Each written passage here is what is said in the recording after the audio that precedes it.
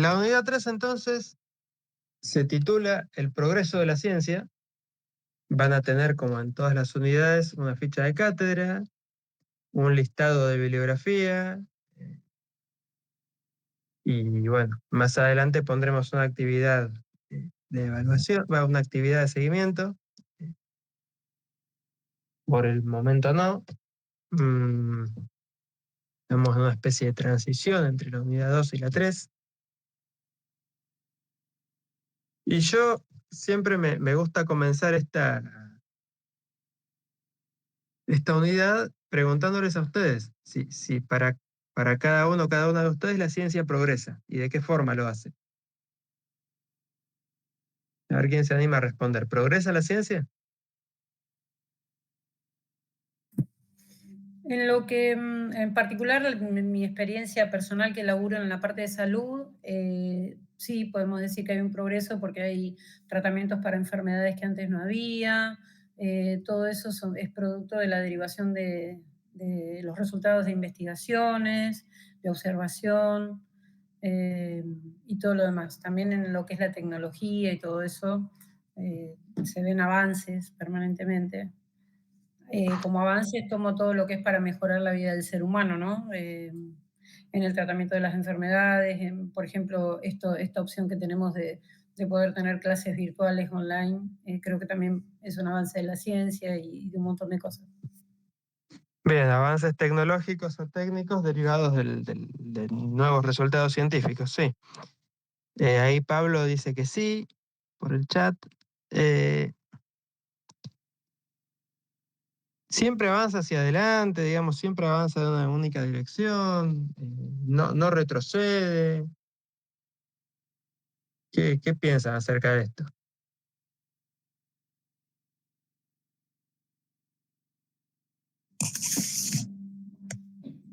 Yo creo que sí, que hay como a veces retrocede en el sentido de que se hacen estudios sobre los ya realizados, que se van refutando algunos estudios, no sé, tal vez por un avance en una apertura mental, no sé, ahora no se me viene a la memoria qué palabra utilizar para eso, pero no sé si tiene que ver con el avance de la tecnología o sí, pero sí se van refutando por ahí, o se va criticando algunos. Se van descartando conocimientos, refutando hipótesis. Claro, ahí está, sí, sí, eso, profe, creo yo, en mi opinión, ¿no? Ahí dice Ada, en el mejor de los casos, sí, gracias Javier, gracias Brenda, en el mejor de los casos se profundiza, aporta complejidad.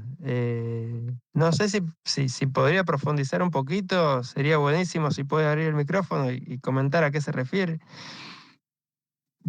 ¿Qué quiere decir con esto en el mejor de los casos?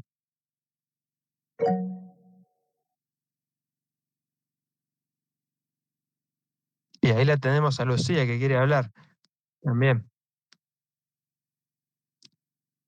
Se amplían los No, yo quería conocimientos. hacer un aporte, digamos, no sé si tiene que ver mucho, pero se me vino a la cabeza tipo la cuestión a nivel político, la cuestión política actual, digamos, en cuanto a leyes y cosas que se derogan, digamos, por cuestiones de gobierno, del gobierno de turno, digamos, eso hace como que se retroceda, digamos, ¿no? Puede llegar a ser como que la ciencia en ese caso no estaría avanzando, sino que retrocediendo cuando ciertas leyes que eran positivas se van para atrás, digamos. Eso podría llegar a tener que ver con una, digamos, con volver para atrás en vez de avanzar. Pero vos decís por el tema de la falta de financiamiento, digamos, la falta de incentivos a la actividad científica, ¿va por ese lado o en otro sentido la observación? Claro, no, en una cuestión estatal, digamos, en una cuestión de política de Estado, digamos, ¿no? A eso me refiero. No me refiero a una cuestión científica puntualmente, sino a una cuestión por ahí de la ciencia, pero no apuntado a lo político, digamos. No sé si puede llegar a tener que ver una cuestión de retroceso en vez de avance, pero No sé si viene al caso de Puede tener que ver, planteo, sí. no sé si se entiende. Supongamos, pero no sé si sería el caso de lo que está sucediendo. Yo lo que veo es que, obviamente, en la Argentina y en muchos países, el incentivo a la investigación es casi en su totalidad estatal, casi en su totalidad público, a diferencia de lo que ocurre, no sé, en las grandes potencias, donde el sector privado también tiene mucho que ver con financiar y promover desarrollos científicos y tecnológicos. Digo, esto lo vamos a ver en la unidad 5, es un tema muy interesante. eh, en América Latina, o en lo que conocemos como países en vías de desarrollo, además, no sucede, digamos, las no potencias. Es el Estado casi el que financia y promueve casi la totalidad de la investigación. Por lo tanto, cuando vienen gobiernos que deciden ajustar por ese lado, obviamente el avance se vuelve mucho más lento. Ahora, hay otros procesos que también se ven en la unidad 5, donde el clima político no es que recorta dinero, sino que directamente no valora o incluso disvalora la investigación. No sé, podría suceder en un gobierno de fanáticos, de algún tipo de fanatismo religioso, por ejemplo, que no se valore la ciencia. Y ahí sí habría ya no falta de avance, digamos, ya no una ralentización del avance, sino directamente un retroceso. Bueno, en nuestro país ha pasado en algún sentido con gobiernos de facto, con persecuciones políticas a científicos, ¿no? Pero por ahí la pregunta acerca del progreso de la ciencia es más profunda, o el contenido de esta unidad 3 en particular, porque ya no se trata de cuestiones de hecho, digamos, fácticas, vinculadas con un clima político o social determinado o con condiciones materiales, sino con ya cuestiones filosóficas acerca de si la ciencia progresa o no. Ahí dice Ada, yo le había consultado, anda flojito de internet, claro, bueno. Pienso que el avance de la ciencia, además de revisar o refutar hipótesis y teorías, aporta complejidad a lo ya considerado conocimiento. Sí, se entiende. Más allá de lo, más allá de lo circundante a la producción del conocimiento científico, como puede ser el financiamiento o no de nuevos estudios o investigaciones. Claro, sí, como una complejización, sí, una suerte de progreso en capas es lo que plantea. Sonia. Sí, yo creo que dentro de la ciencia, yo veo que a veces en algunas disciplinas hay avances y retrocesos. Por ejemplo, en la medicina, a veces salen nuevos tratamientos para una enfermedad porque se complejizan las técnicas de investigación, entonces surgen, por ejemplo, nuevos medicamentos, pero a la vez también a veces hay un retroceso, porque yo que trabajo en el área de salud, nosotros a veces tenemos notificaciones de medicamentos que se dan de baja porque se evaluaron nuevamente y tienen muchas contraindicaciones, entonces lo que antes era bueno, ahora por el estudio que se hizo ya no es tan bueno y han surgido otros mejores. Entonces es como que hay un ida y vuelta, por lo menos en la salud, yo veo ese avance y retroceso constantemente.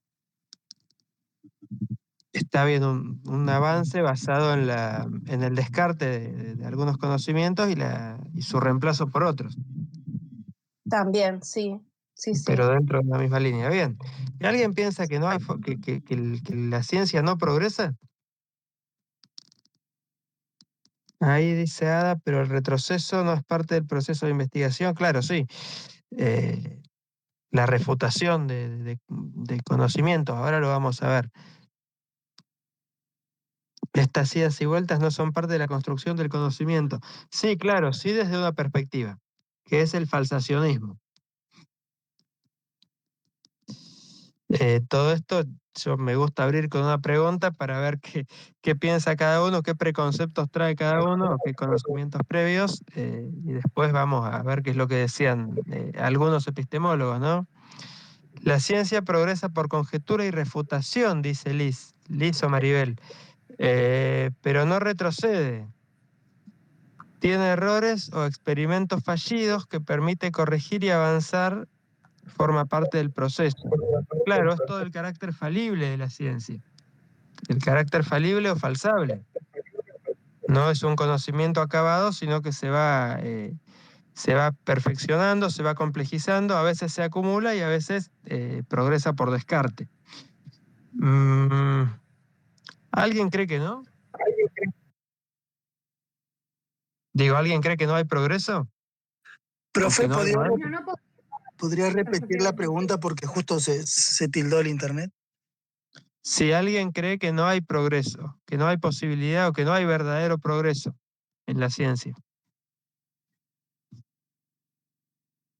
Un momento, por ahí algo más profundo. Yo creo que siempre que alguien quiera descubrir algo, puede empezar a investigar, usa en este caso cada método dependiendo de lo que quiere investigar, y va a haber siempre un avance, es algo nuevo. Yo creo que empieza desde lo personal y después, bueno, se verá si hay un recurso o no. Capaz no sé si un retroceso, pero quizás una pausa. Bien. Bien, una camada cientificista la 2025. En otros años hemos tenido gente que está por ahí por formación previa o algo, más imbuida en ideas que por ahí niegan o cuestionan la posibilidad de un progreso. Javier, ¿levantaste la mano? Sí, profe, no, yo personalmente pienso que siempre hay un progreso y que como el compañero decía anteriormente, bueno, no sé si hay una pausa, pero sí se puede ralentizar ese avance por unas cuestiones, bueno, qué sé yo, no sé, podíamos llevarlo a lo económico, a lo político, pero que siempre hay un continuo avance. Ujú. Sí, procesos de fuga de cerebros, digamos, por ejemplo, o de fuerte desfinanciamiento. Por lo general van de la mano, ¿no? Exactamente. Ahora, por ejemplo, a nosotros que nos han cortado, no sé, creo que ya van 2 años, que nos van cortando a las universidades nacionales, principalmente a la nuestra, se siente más porque nunca tenemos plata, pero ahora menos, nos han retenido todas las partidas de lo que son ciencia y técnica ya hace casi 2 años, se va a ir complicando. Entonces, bueno, como usted decía, de que los aportes para la ciencia y la técnica vienen generalmente del Estado. Bueno, ahora cómo cómo van a ser nuestros investigadores y científicos para poder llevar adelante sus investigaciones, ¿no? Van a tener que buscar, yo le decía, buscar sponsor. Hoy casualmente estábamos hablando de eso en el trabajo. A salir a buscar sponsor, pero bueno, también ahí hay que ver una cuestión que quieren los empresarios, ¿no? No, claro, hay que ver esto, es tema de la unidad 5 y a mí me apasiona, pero hay que ver, digo, Pero tenemos que llegar a las 5 primero. sí, tenemos que llegar, no, pero hay que ver como para responderle a qué modelo qué modelo productivo necesita de la ciencia y la tecnología o de la producción de ciencia y tecnología y qué modelos productivos necesitan o deja de ser funcional esta producción, digamos. No, en una economía que se va primarizando y financiarizando cada vez más, digo, la inversión en ciencia y tecnología deja de ser considerada inversión y pasa a ser un gasto no improductivo, sino que pasa a ser un gasto que produce algo que el modelo no necesita. Esto desde el esquema, digamos, de determinados sectores de poder, ¿no? Claro, yo por ahí, si lo veríamos de un lado privado, un ejemplo, la parte farmacéutica. Si hubiese que hacer algún medicamento, vacunas, o estudiar de la parte científica, a la parte privada le interesaría eso para poder venderlo. Después, obviamente, el Estado lo compraría y funcionaría públicamente. Esto creo que es a largo, o sea, con bastante tiempo de demora, ¿no? ¿Podría ser así una buena forma de verlo? Sí, claro, pero hay que ver si justo a la industria farmacéutica le interesa producir conocimiento para venderlo en la Argentina en el año 2025. No es casual, digamos, que la poca investigación privada que hay en Argentina mayormente tiene que ver con genética animal y vegetal, biotecnología, todo lo vinculado con el sector agropecuario, que es uno de los sectores tradicionalmente dinámicos de la economía privada. Después, en general, hay menos investigación orientada al sector industrial, privada, ¿no? Y bueno, obviamente todo lo que tiene que ver con investigación social es pública, pero gran parte de la investigación que apunta a- a producir conocimientos y tecnología orientada al sector productivo en nuestro país también es pública. Por ahí el sector privado, mayormente, la poca investigación que se hace es de tipo aplicado, tomando ya conocimientos ya existentes para diseñar algún tipo de desarrollo que apunte a mejorar productos o procesos. Pero bueno, Profe, entonces podemos decir que el factor económico entonces también es esencial para el progreso, dentro de otros tantos, pero como que por lo que estamos hablando, ¿no? Parece que lo económico es como uno de los principales. Y es importante, sí. La ciencia es un proceso de largo plazo, la producción de conocimiento que requiere de determinadas condiciones relativamente estables para poder, eh, para poder ser llevada adelante. Si el problema del día a día es cómo vamos a hacer para comer mañana y no tenemos ni tiempo, ni calma mental, ni recursos para investigar. Digo, si nuestra investigación, hablando en sentido coloquial, en sentido común, sí, nuestras preguntas tienen que ver con mañana qué como. Claro, ¿cómo llegamos a fin de mes? Es la única pregunta que tenemos. Claro. Eh, no, pero bueno, esto, insisto, son temas de la unidad 5. La unidad 3 se refiere a las perspectivas epistemológicas, los diferentes enfoques epistemológicos. Recuerden que la epistemología es la disciplina científica que estudia la producción científica, o sea, estudia la producción de conocimiento. Eh, la unidad 3 se refiere a las perspectivas, las diferentes perspectivas o posiciones epistemológicas acerca de cómo progresa la ciencia. Si la ciencia progresa y cómo lo hace. ¿Cómo juega la ética? Dice Roberto. Bueno, tiene que ver más con esto, sí.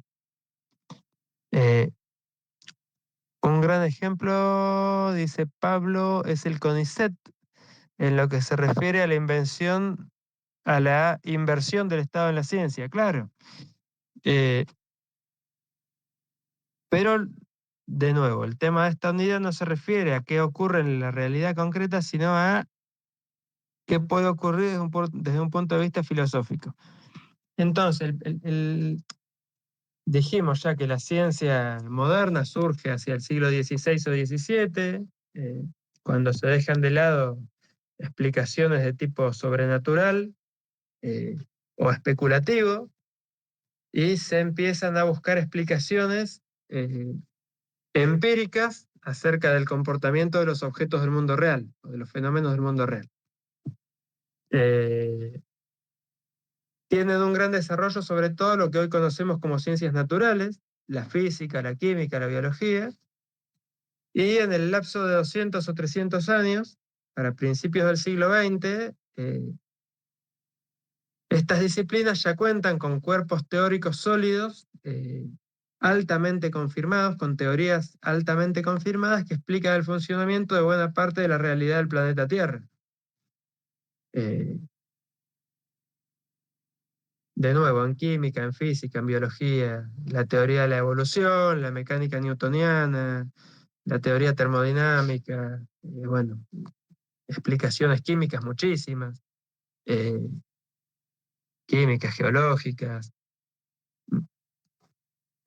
logran diseñar métodos altamente efectivos y esto le permite a la humanidad contar con una serie de explicaciones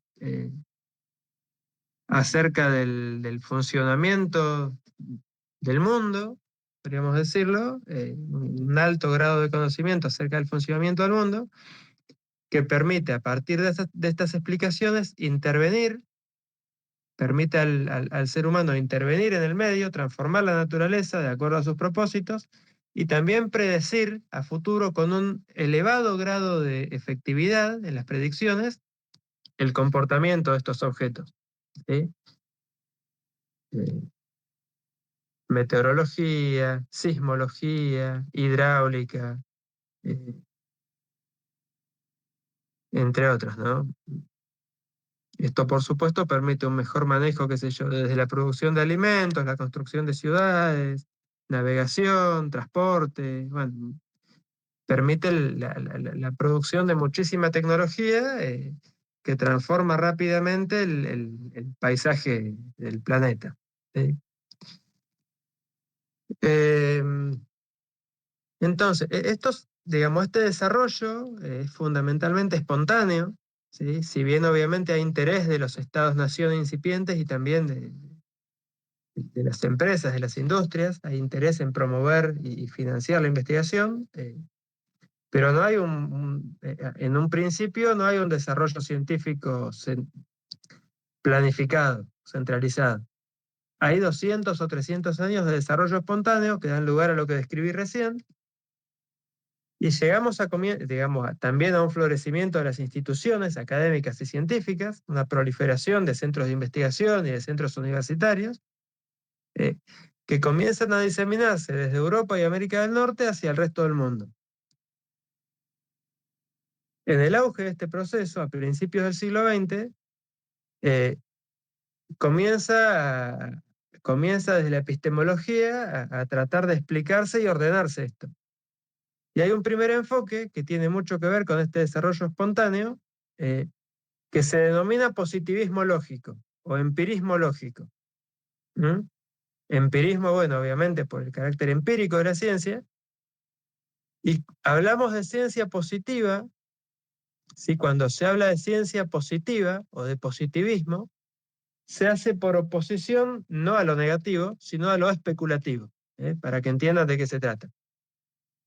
El término positivismo lo acuñan los primeros sociólogos, ¿sí? A mediados del siglo XIX. Fíjense que la física, la química modernas, la astronomía, datan del siglo XVI o XVII, o sea, le llevan por lo menos 300 años a las ciencias sociales modernas, 200 o 300 años. ¿Sí? Cuando la economía y la sociología comienzan a aparecer, finales del siglo XVIII, principios, mediados del XIX, vuelvan al texto de Wallerstein, si les sirve, de la unidad 1, ya teníamos un amplio desarrollo de explicaciones y de predicciones acertadas de la física, la química, la biología.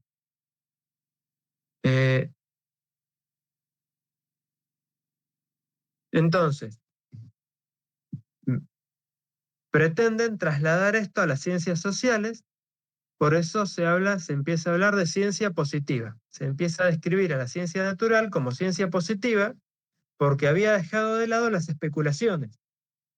¿Qué son las especulaciones? Las explicaciones basadas en lo que no podemos observar, ya sea en ideas filosóficas o fundamentalmente en el pensamiento religioso. Recuerden que la ciencia surge por oposición o por diferenciación de la explicación sobrenatural. Dejamos de pretender explicar lo que sucede en el mundo con base en la voluntad de Dios o en mitos y pasamos a explicarlo buscando regularidades y datos que nos permitan entender el funcionamiento de los objetos. Por eso se habla de ciencia positiva. Entonces, una primer corriente epistemológica que da cuenta de todos estos resultados formidables de las ciencias naturales se va a denominar positivismo lógico. Recuerden que el conocimiento natural comienza por inducción, observando hechos particulares, tratando de registrar regularidades y a partir de allí produciendo explicaciones. Y una vez que contamos con explicaciones, se comienzan a elaborar teorías de tipo hipotético deductivo que permiten formular nuevas hipótesis observacionales y corroborarlas o refutarlas en base a la observación. Entonces, a principios del siglo XX va a haber un intento, desde la epistemología, la lógica y la filosofía de la ciencia, va a haber un intento por comprender el proceso científico y determinar pautas, digamos, que apunten a depurar el método y justamente a establecer criterios de demarcación confiables que permitan diferenciar lo que es conocimiento científico de aquello que no lo es. Este primer intento, cuyo resultado se denomina positivismo lógico, va a tener obviamente su gran desarrollo en Europa, con epicentro en la ciudad de Viena, capital de Austria, ¿sí? Por eso, los filósofos y epistemólogos que elaboran estas corrientes van a denominarse a sí mismos Círculo de Viena, integrado, entre otras personalidades, por Carnap, Hempel, Reichenbach, Nagel más adelante, Popper en un principio. No es importante que se aprendan los nombres, los van a ver en la bibliografía, pero en un primer momento elaboran teorías que explican el avance de la ciencia y la producción científica en base a lo que Popper va a denominar después, cuando lo critica, un empirismo o un positivismo ingenuo. ¿Por qué es ingenuo? Porque da por sentadas cuestiones o da por sentadas algunas premisas sin cuestionarlas, entre ellas la neutralidad de la ciencia, la neutralidad ideológica y valorativa de la ciencia, el avance permanente y acumulativo. ¿Sí? Pone énfasis en la inducción, en el inductivismo. Recuerden que la ventaja de la inducción es que al partir de la observación de nuevos hechos particulares permite ampliar los conocimientos disponibles. La desventaja es que esos conocimientos son siempre provisorios y falibles porque no parten de la deducción de premisas ya establecidas o de verdades ya establecidas, sino simplemente de la observación y acumulación de datos. Y entonces hay una primera idea de que el progreso de la ciencia es lineal, unidireccional y acumulativo. De que sobre los conocimientos existentes o de que los conocimientos existentes sirven como base para producir nuevos conocimientos a partir de la observación, y de que, digamos, la resultante de esto es que en algún momento el ser humano va a poder comprender la totalidad de la realidad, ¿sí? Hay una fuerte vinculación entre el positivismo ingenuo y el enciclopedismo. Esta idea de que en algún momento vamos a poder saber todo, si seguimos acumulando conocimiento. Dentro del Círculo de Viena, ¿sí?, allá por 1920, 1930 y en adelante, van a surgir críticos a este enfoque. Karl Popper es el principal o el más destacado, que van a hablar justamente, van a tildar a este positivismo lógico de ingenuo. Positivismo ingenuo, empirismo ciego, van a decir también. Es un empirismo que se niega a ver los errores y las limitaciones de la ciencia, con esa fe inquebrantable en el progreso ilimitado, en el progreso acumulativo e ilimitado del conocimiento. Y entonces Popper, justamente refinando los mecanismos lógicos de la epistemología, va a elaborar su teoría que se conoce como falsacionismo o refutacionismo. Popper va a ser crítico del inductivismo, va a poner énfasis en el método hipotético deductivo, justamente porque ofrece una garantía mucho más sólida, mucho más robusta de la verdad del conocimiento que produce. Por esto de que la lógica nos garantiza que si las premisas son verdaderas y el razonamiento es correcto, las conclusiones deben ser verdaderas, produce verdades necesarias. o en todo caso puede producir verdades necesarias. La inducción nunca va a poder producir verdades necesarias. Las verdades de tipo inductivo siempre van a ser contingentes.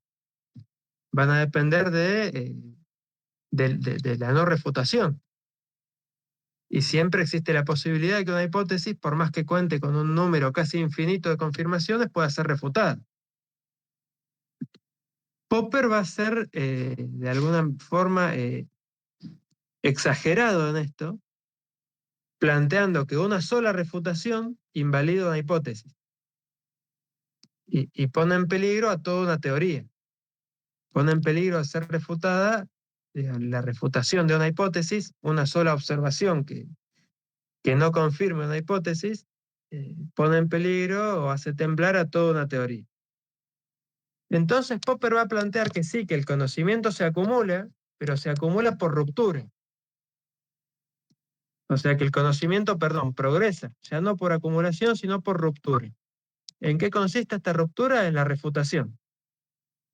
Popper va a decir que la refutación o falsación, también conocida así, refutación, también conocida como falsación, de una hipótesis o de una teoría, es mucho más importante que la confirmación. Y de hecho un criterio para establecer que, la superioridad de una teoría sobre otra es la contrastabilidad, la posibilidad de ser refutada. Por ejemplo, ¿sí? No me quiero meter con ninguna religión en particular. ¿Por qué no se puede probar científicamente la existencia de Dios?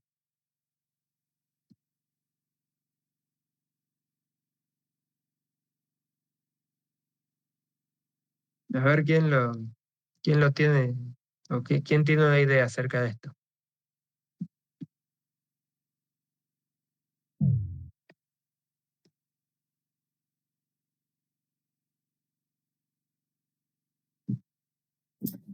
¿A qué lado estás apuntando con tu pregunta? Hay un montón de respuestas. Al refutacionismo. A Popper. Porque está en todos lados, es infinito y es invisible. Pero además de invisible está en todos lados, es omnipresente. Entonces no tenemos forma de demostrarlo, al menos desde la ciencia fáctica, porque no contamos con un lugar donde no esté, como para poder demostrar que en todos los demás lugares sí está. ¿Se entiende? Con este ejemplo un poco extremo, un poco tirado a los pelos, quiero ilustrar que una teoría, según Popper, necesita que la misma teoría contenga enunciados que permitan contrastarla por oposición. Para poder confirmar un conocimiento, necesito que ese conocimiento me ofrezca la posibilidad de ser refutado.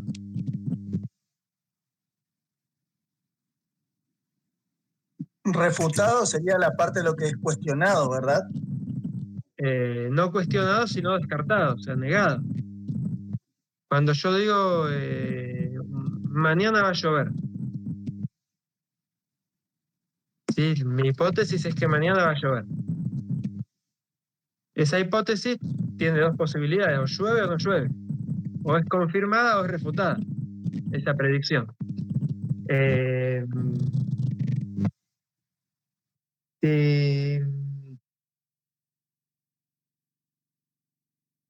Si el gobierno, si el Banco Central deja de emitir dinero, la inflación retrocede, la tasa de inflación desciende. Bueno, esa hipótesis puede ser confirmada o puede ser refutada.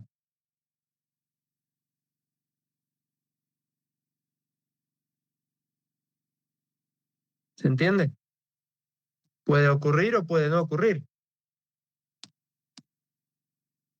Ahora, una teoría que diga... Perdón, profe, sí. en caso de cuando usted dice que puede ser confirmada o refutada, yo necesitaría los fundamentos, como por ejemplo el ejemplo que dio usted de la lluvia. Usted dice, mañana va a llover, y yo le digo, no va a llover nada. Bueno, Yo para decir no va a llover nada tendría que tener un fundamento o solamente con decirlo y refutarlo, ya pongo un manto de sospecha sobre esa hipótesis. No, a ver, digamos, la predicción deriva de toda una teoría, seguramente basada en la meteorología, Ah, y obviamente una hipótesis, una o varias hipótesis centrales, eh, hipótesis derivadas, enunciados observacionales, la estructura de la teoría ya la conocen ustedes, la estructura del modelo teórico. Entre sus enunciados observacionales puede haber predicciones. Y digamos, el empirismo lógico plantea que una teoría es fuerte, es sólida a medida que acumula confirmaciones. Un número creciente de observaciones que confirman sus postulados. Popper, por el contrario, el falsacionismo de Popper plantea que una teoría es sólida cuando no fue refutada. No importa tanto que haya sido verificada o confirmada o corroborada en un número inmenso de casos. Porque una sola refutación, siempre según Popper, hace resquebrajar a toda la teoría. Lo que importa es que la teoría sea falsable, o sea, sea contrastable y no haya sido contrastada. No haya sido refutada, perdón. ¿Sí? Que sea falsable, pero no haya sido falsada. Entonces pone el énfasis en la estructura lógica interna de la teoría, en la coherencia interna de la teoría. ¿Sí? Y en el deductivismo, en el hipotético deductivismo. Entonces, para Popper el conocimiento progresa, pero ya no por acumulación lineal, sino por ruptura, por descarte. Un poco el ejemplo que planteaban de la medicina, creo que Sonia. Nuevos conocimientos que llevan a descartar conocimientos que antes se tenían por válidos. El reemplazo de conocimientos, de unos conocimientos por otros. Perdón, pero es un reemplazo basado siempre en criterios lógicos que pone el énfasis en el contexto de validación de la teoría, en el contexto de justificación de la teoría. No importa tanto cómo se llegó a descubrir la teoría, sino cómo se la valida. Recuerden que las teorías están y las hipótesis están en permanente validación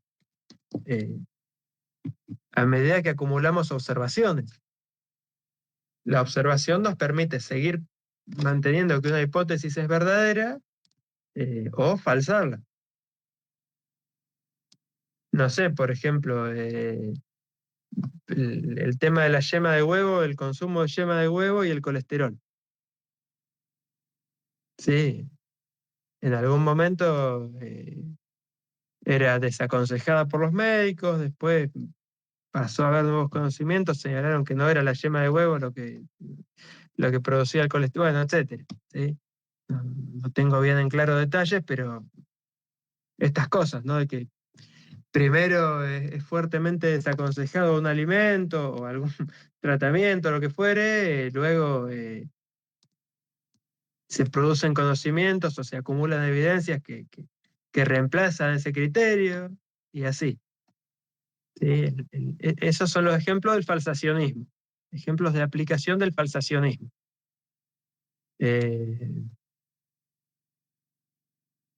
Pero sigue habiendo, digamos, una preponderancia, un énfasis en los criterios lógicos, ¿sí? Y en la neutralidad científica. El conocimiento está ahí, es externo, la realidad está ahí, es externa a nosotros. Obviamente, en el contexto de descubrimiento, el científico jerarquiza problemas, o sea, hace un recorte de la realidad que le permite investigar aquello que quiere conocer, dar por sentado o hasta incluso invisibilizar otras problemáticas, pero la realidad sigue estando ahí y es independiente a nosotros, es independiente al investigador. ¿Sí? Yo en algún momento les dije que en la unidad 2 íbamos a dar por sentado que hay una realidad existente independiente de nuestra voluntad. Cuestión con la que no todos los filósofos están de acuerdo, ni todos los epistemólogos están de acuerdo. Algunos plantean que no, que la realidad depende nuestro posicionamiento, que de alguna manera nosotros diseñamos la realidad, un poco la idea de la Matrix, ¿no?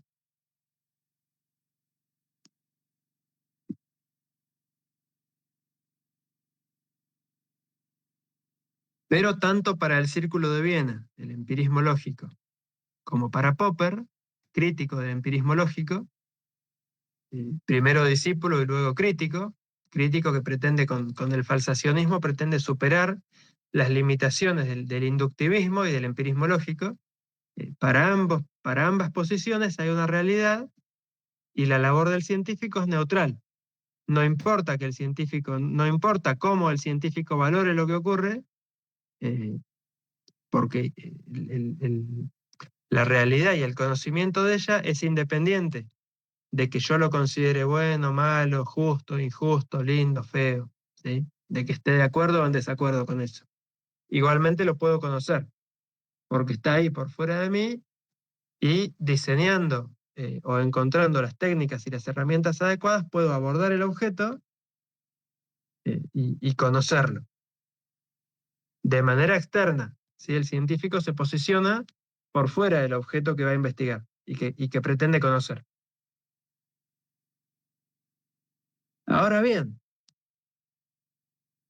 nos encontramos con dos corrientes críticas obviamente al inductivismo lógico, pero también al falsacionismo de Popper. La teoría de los paradigmas de Kuhn, por un lado, y la teoría de los programas de investigación de Lakatos, por otro.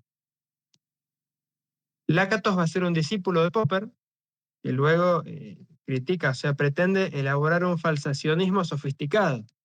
Sí, observa algunos errores o algunas incongruencias en la teoría de Popper y pretende criticarlo. Por otro lado, Kuhn, ambos viven en Estados Unidos. Y Popper también o sea, durante el nazismo se va de Austria y vive o sea, desarrolla gran parte de su labor filosófica y científica en Estados Unidos. Y estos dos críticos de él, Kuhn y Lakatos, también. Thomas Kuhn no es epistemólogo, es historiador y sociólogo de la ciencia. Y va a ser el primer crítico a esta idea de que la ciencia siempre progresa, con su teoría de los paradigmas científicos y los periodos de ciencia normal, ciencia extraordinaria y presciencia.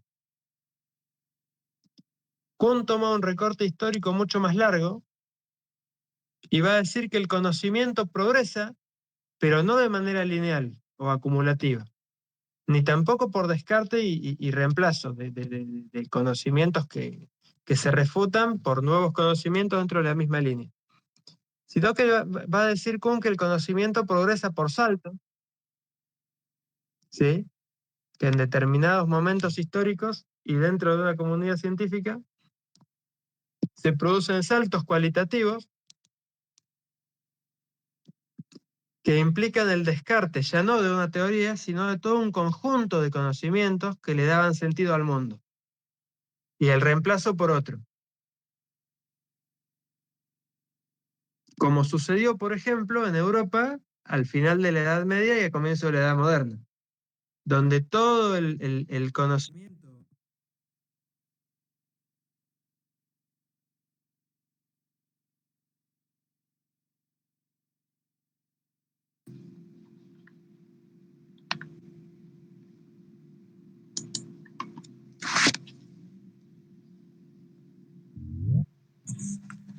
Se cortó un poquito. Hola. Ay, pensé que se me había cortado a mí. Hola. Gracias Diego. No sé por qué el sistema me desconectó. Yo les decía entonces que lo que plantea Kuhn es que en determinados momentos históricos se producen crisis que afectan a lo que él denomina todo el paradigma. el paradigma es un conjunto, ya no solo de teorías científicas, sino de, teorías científicas acompañadas por una cosmovisión, un determinado esquema de creencias que da sentido al mundo, jerarquiza los problemas relevantes y propone un horizonte de sentido amplio acerca del conjunto de la realidad y, por supuesto, de la realidad que investigan los científicos o los investigadores del momento. Y también presupone el paradigma o plantea una serie de métodos no solo de problemas, sino de métodos o de teorías que permiten abordar esos problemas y que encajan, que hacen sentido en ese horizonte más amplio, en esa cosmovisión más amplia, que da sentido al mundo. Entonces, desde esta perspectiva de tipo sociológico-histórica, cuando existe un paradigma dominante, aceptado por la inmensa mayoría de la comunidad científica, un paradigma dominante o hegemónico, estamos ante un periodo de ciencia normal, en el cual se van acumulando conocimientos, tal como lo plantea Popper, o tal como lo plantean los positivistas lógicos, se van acumulando conocimientos.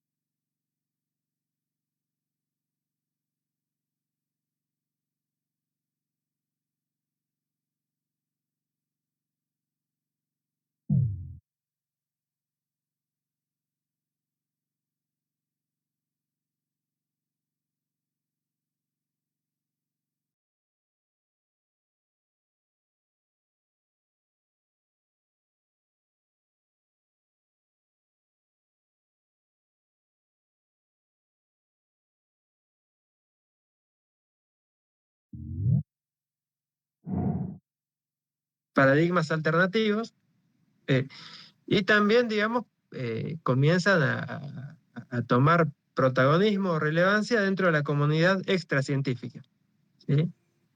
Etapas de crisis científica.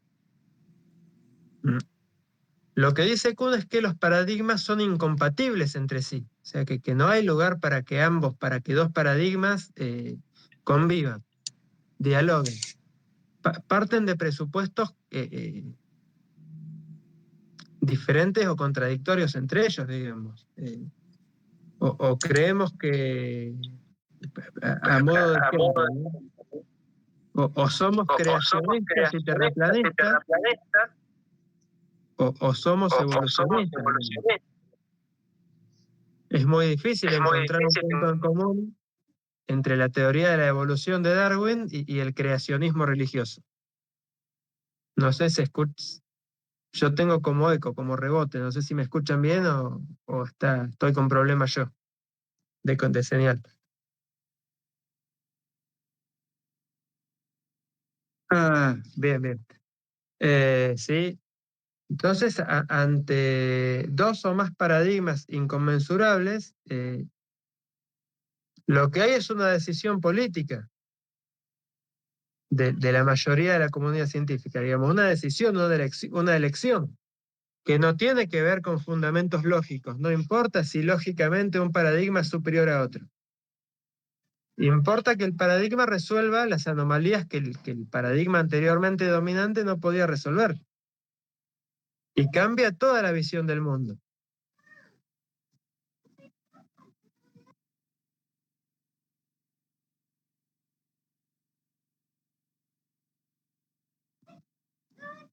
Se produce entonces esta crisis científica y esta etapa de ciencia revolucionaria. ¿Qué es una etapa de ciencia revolucionaria? Un periodo en el que no hay un paradigma dominante, sino que convive una multiplicidad de paradigmas alternativos.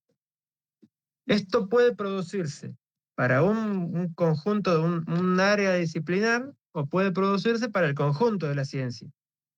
Sí, una crisis científica. Digamos, lo que sucedió en el siglo XV, XVI, XVII fue una crisis científica global, o una crisis del conocimiento global, donde se enfrentó al paradigma teocéntrico medieval, eh, dominado por la Iglesia Católica y por los teólogos, se enfrentó al paradigma emergente científico, agnóstico y materialista, protagonizado por quienes hacían ciencia. Ciencia tal como se concibe en la modernidad. Y la crisis científica se resuelve cuando uno de los paradigmas enfrentados se convierte en el dominante, deja al otro o a los otros en un lugar marginal, no necesariamente desaparecen del todo, pero quedan fuertemente relegados, y no solamente cambian las teorías científicas, sino todo el paradigma, toda la cosmovisión que da sentido al mundo. Por ejemplo, en el paradigma científico moderno, vigente en la actualidad, no tiene ningún sentido estudiar demonología, por ejemplo. Angelología y demonología. Disciplinas que hasta el siglo XVI o XVII estaban en auge entre los teólogos o los filósofos medievales o de la primera modernidad. ¿Se entiende? O sea, para nuestra forma de comprender el mundo, no tiene sentido. No quiere decir que no sigan existiendo personas que lo estudian. O no sé, personas que estudian, no tengo claro cómo se denomina la disciplina, pero que estudian el comportamiento de los espíritus, digamos. Iba a decir espiritismo, pero espiritismo es otra cosa. Espíritus, fantasmas, etcétera, ¿sí? Para nuestro esquema, digamos, materialista, moderno, no tiene sentido, no encaja. No quiere decir que no haya en algún lugar otros paradigmas que no son muy tenidos en cuenta por la comunidad científica, pero que existen, hay gente que los estudia, que escribe acerca de ellos. Y bueno, una vez que es superada la revolución científica, porque un paradigma se vuelve dominante nuevamente, estamos ante un nuevo periodo de ciencia normal. Esta es un poco la teoría de Kuhn. Y dentro de la ciencia normal sí tiene sentido la acumulación de conocimiento. Sí, levantó la mano. Profe, yo había levantado la mano. Le quería hacer Sí, una consulta respecto a lo que estaba hablando, que fue algo que yo leí en el texto de Yanela, a sí, Popper, a Kuhn, a Lakatos, a Quinn y a Laudam. sí. Bueno, pues era para saber si estaba bien, yo lo había entendido bien, que bueno, yo igual lo hice en el trabajo. y es más o menos lo que usted está diciendo. Cuando usted habla del modelo acumulativo, Popper lo llamó modelo de cubo, Claro. y que contrapone, a ver, el modelo del reflector, y explica él el modelo de cubo como un recipiente que almacena los datos y las experiencias. Claro, uno arriba del otro, como por capas, digamos, que se van complejizando, como dijo la compañera del chat hace un rato, pero donde no hay una superación. Popper critica que, digamos, utiliza el modelo de cubo para criticar al empirismo lógico. Popper dice no alcanza con acumular conocimiento, uno arriba del otro, uno sobre otro. ¿Cómo él explicaría este modelo de cubo? Si donde se almacena y se almacenan datos y experiencias.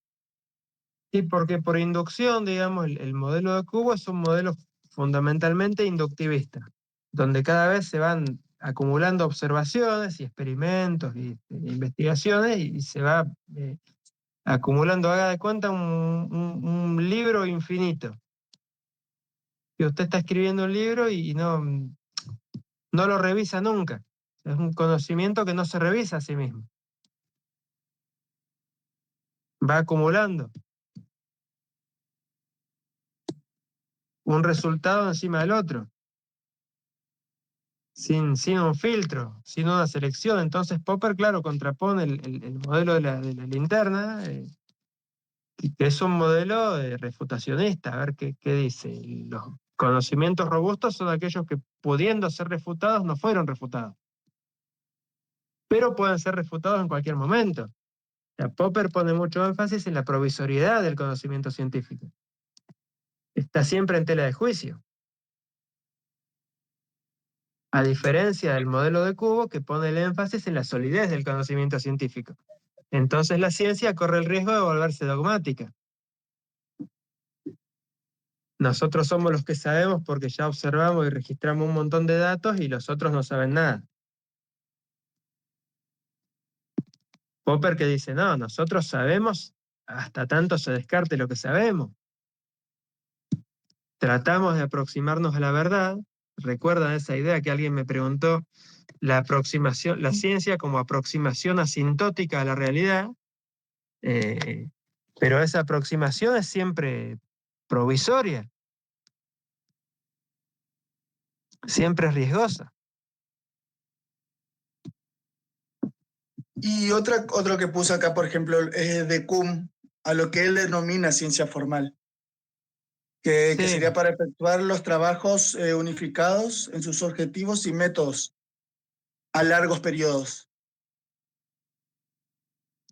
sí, ahí engloba la lógica, la epistemología,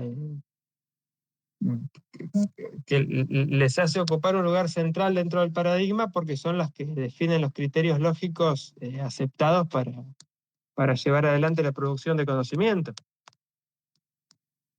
Las que definen las reglas, digamos, de qué es lo que se acepta y qué es lo que no. Qué métodos son aceptados y qué métodos no. Esto, según Kuhn, va a tener sentido dentro de un determinado paradigma. A diferencia de los positivistas lógicos, ya sea Popper o el Círculo de Viena, para quienes el método tiene sentido siempre. O sea, planteaban la validez universal de la ciencia. Kuhn va a decir que no, que la ciencia, el conocimiento es relativo.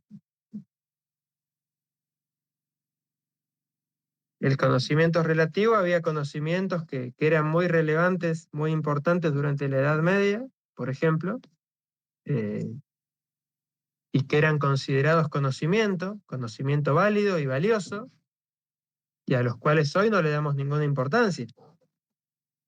Pero no porque se hayan superado por refutación, no porque se hayan refutado, siguiendo las mismas líneas, sino porque partían de presupuestos que hoy no tienen ningún sentido para nosotros. Lo mismo podríamos aplicar para los conocimientos ancestrales propios de los pueblos originarios. Había conocimientos que había o hay que son sumamente válidos para determinada comunidad, pero que no tienen sentido en la lógica de la ciencia moderna. No es que los refutó, no es que observó y los refutó, sino que no tienen sentido. O sea, para la ciencia, a ver, en la medicina del pueblo mapuche, eh, la enfermedad está asociada con un espíritu, ¿sí? Quien lleva adelante la curación tiene que sintonizar, entrar en trance, en algún tipo de ceremonia. Lo digo muy de forma muy superficial, no estoy tan imbuido en el tema, pero tiene que de alguna manera conectar con la enfermedad y expulsarla, ¿sí? Este enfoque, esta teoría, no es que la ciencia, la medicina occidental lo refutó. No tiene forma de refutarlo, o sea, no encaja dentro de los parámetros del paradigma, no de una teoría, sino de toda la lógica que ordena todo el proceso de, de construcción de conocimientos, ¿se entiende?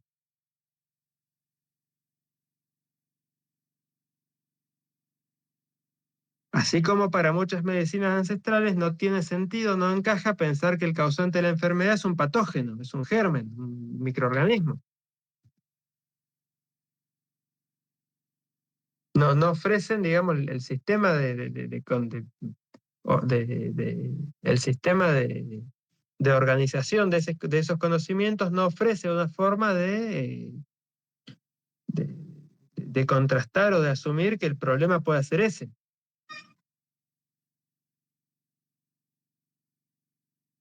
Los griegos tenían la teoría de los humores y de que la enfermedad era causada por un desequilibrio entre los humores del cuerpo, los líquidos del cuerpo. Bueno, la ciencia moderna tampoco, o sea, no tiene forma de abordar esa teoría. No es que la descartó, encontró otra explicación eh, diferente, alternativa, que sí encaja en los presupuestos del paradigma dominante en la actualidad. ¿Se entiende la diferencia entre una corriente y la otra? La diferencia entre Kuhn y Popper. Yo estoy tratando de entenderla porque Kuhn fue, como usted dijo, discípulo de Popper. Entonces quiero relacionar si Popper empezó desde su propio criterio o hizo algo desde la teoría de Kuhn, perdón. Kuhn empezó desde su propio criterio o sacó algo de Popper. Sí, tomó de Popper, pero tomó de Popper para criticarlo. ¿Por qué? Porque Kuhn va a decir que, a ver, Popper toma como base, como unidad de análisis la teoría. Una teoría se impone sobre otra o porque la otra fue refutada o porque es menos refutable, ¿sí? Los criterios de demarcación que permiten elegir una teoría por sobre otra son la contrastabilidad o la contrastación. Si una teoría fue refutada, obviamente se descarta, y entre dos teorías que no fueron refutadas, pero que son rivales, según Popper, tiene que prevalecer la que ofrece más posibilidades de ser refutada o de ser contrastada. La que ofrece más posibilidades, por lo tanto, de resistir la refutación.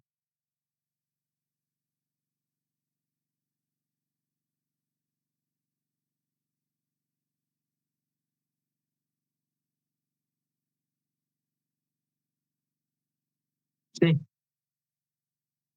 Laura. Gracias, Diego. Eh, bueno, ¿alguna pregunta hasta acá? Si querés, podés dejar de